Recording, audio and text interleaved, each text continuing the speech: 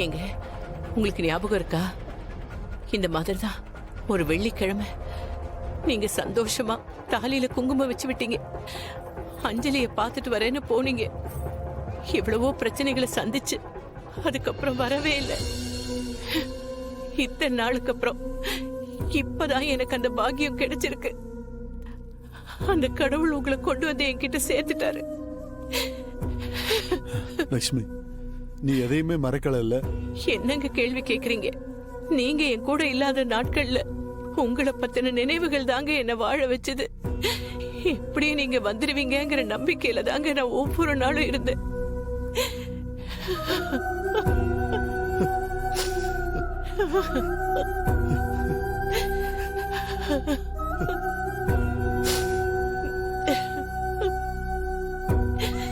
அழாத லட்சுமி, தைரியமா இரு.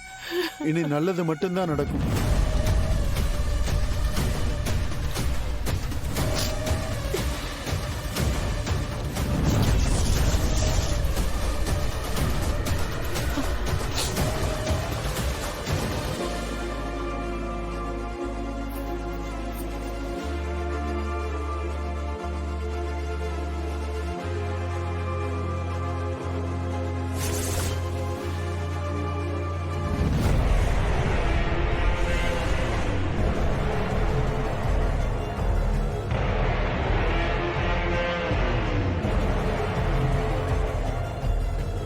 என்ன அங்கிள், எந்த நேரத்துல வந்திருக்கீங்க?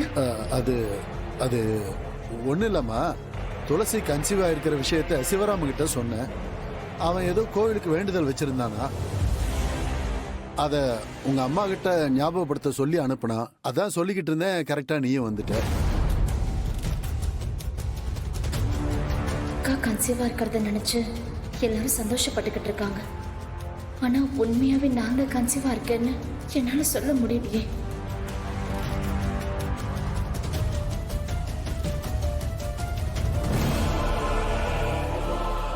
அஞ்சலி, உன் குழந்தை கலைஞ்சிருச்சுன்னு நீ கவலைப்படாதம்மா.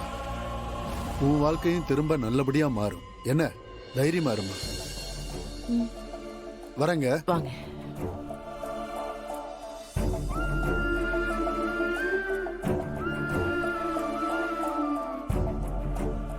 என்ன அஞ்சலி, இந்த நேரத்துல ஆபீஸ்ல இருந்து வந்திருக்க? இல்ல, ஒரு ஃபைல மறந்துட்டேன், எடுத்துட்டு போறதுக்காக வந்தம்மா.